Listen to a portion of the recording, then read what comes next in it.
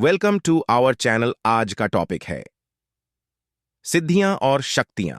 श्रीमद् भगवद गीता का 15वां अध्याय, जिसे पुरुषोत्तम योग भी कहा जाता है, भगवान श्री कृष्ण द्वारा अर्जुन को दिए गए उपदेशों का एक महत्वपूर्ण अध्याय है। इस अध्याय में भगवान ने ब्रह्मांड की उत्पत्ति, स्थिति और संहार के रहस्यों को उजागर किया है। साथ ही उन्होंने अपने स्वरूप और शक्तियों के बारे में भी विस्तार से बताया है। ये है कुछ मुख्य सिद्धियां। ब्रह्मांड का स्रोत। इस अध्याय में भगवान श्री कृष्ण ने स्पष्ट किया है कि वे ही संपूर्ण ब्रह्मांड के स्रोत हैं। वे ही सभी जीवों को जन्म देते हैं और पालन करते हैं।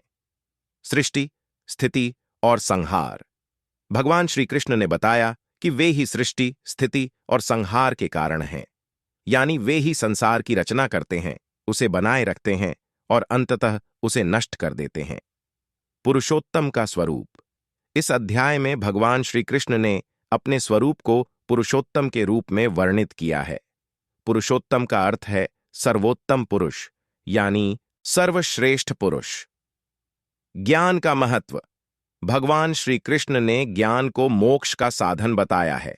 उन्होंने कहा कि जो व्यक्ति ज्ञान प्राप्त कर लेता है, वह मोक्ष को प्राप्त कर लेता है। भक्ति का मार्ग। इस अध्याय में भगवान श्री कृष्ण ने भक्ति के मार्ग को भी बताया है। उन्होंने कहा कि भक्ति के द्वारा भी मोक्ष प्राप्त किया जा सकता है। मुख्य शक्तियां। सृष्टि की शक्ति। भगवान श्री कृष्ण ही संपूर्ण ब्रह्मांड के सृष्टा हैं। स्थिति की शक्ति। भगवान श्री कृष्ण ही संपूर्ण ब्रह्मांड को स्थिर रखते हैं। समाप्ति की शक्ति। भगवान श्री कृष्ण ही संपूर्ण ब्रह्मांड का अंत करते हैं। विश्वरूप की शक्ति। भगवान श्री कृष्ण ने अर्जुन को अपना विश्व रूप दिखाया था, जिसमें उन्होंने बताया कि वे ही संपूर्ण ब्रह्मांड हैं। जीवन देने की शक्ति। भगवान श्री कृष्ण ही सभी जीवों को जीवन देते हैं। ज्ञान देने की शक्ति। भगवान श्री कृष्ण ही ज्ञान का स्रोत हैं। अनंत शक्ति। भगवान श्री कृष्ण की शक्ति का कोई अंत नहीं है। सर्वज्ञता। भगवान श्री कृष्ण सब कुछ जानते हैं। सर्वशक्तिमान। भगवान श्री कृष्ण सब कुछ कर सकते हैं। अन्य महत्वपूर्ण बिंदु। सिद्धियां यानी 15 विशेष शक्तियां। ये आम तौर पर योग और तंत्र साधनाओं से जुड़ी होती हैं। ये सिद्धियां गहन साधना और आध्यात्मिक विकास के परिणाम स्वरूप प्राप्त होती हैं। ध्यान रखें, सभी सिद्धियां समान नहीं होती। विभिन्न परंपराओं में इन सिद्धियों के नाम और गुण अलग अलग हो सकते हैं। सिद्धियों का लक्ष्य। सिद्धियों का अंतिम लक्ष्य व्यक्तिगत लाभ नहीं होता है, बल्कि मानवता की सेवा और आध्यात्मिक उन्नति होती है। अहंकार का खतरा। अत्यधिक सिद्धियों से अहंकार बढ़ सकता है, इसलिए इनका उपयोग संयम और विवेक के साथ करना चाहिए। कुछ प्रमुख सिद्धियां। अणिमा, शरीर को अणु के आकार का कर लेना। महिमा, शरीर को विशाल आकार का कर लेना। लघिमा, भारहीन हो जाना। गरिमा, अत्यधिक भारी हो जाना। प्राप्ति, किसी भी वस्तु या स्थान को प्राप्त कर लेना। प्रकाम्य, मन में जो चाहे वह प्राप्त कर लेना।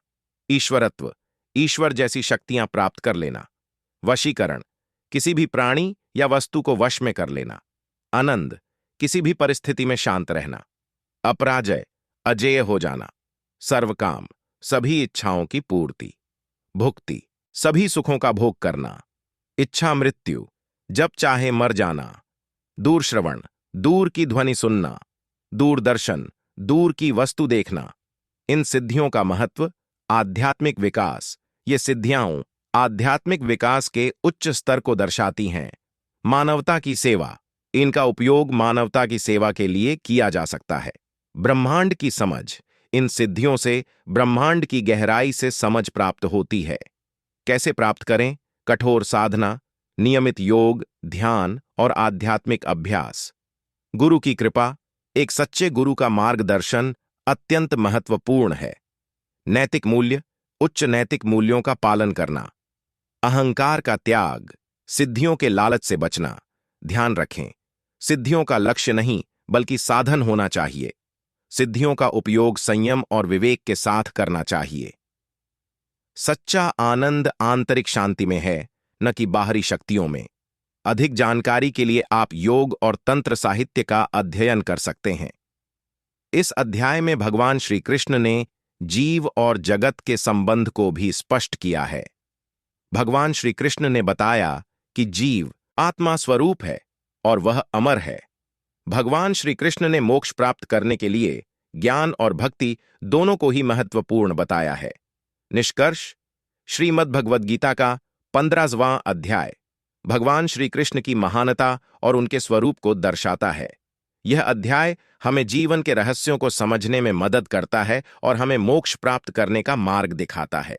कृपया ध्यान दें, यह जानकारी सामान्य जानकारी के लिए है और किसी भी धार्मिक संप्रदाय या व्यक्तिगत विश्वास को प्रतिबिंबित नहीं करती है। शुभकामनाएं।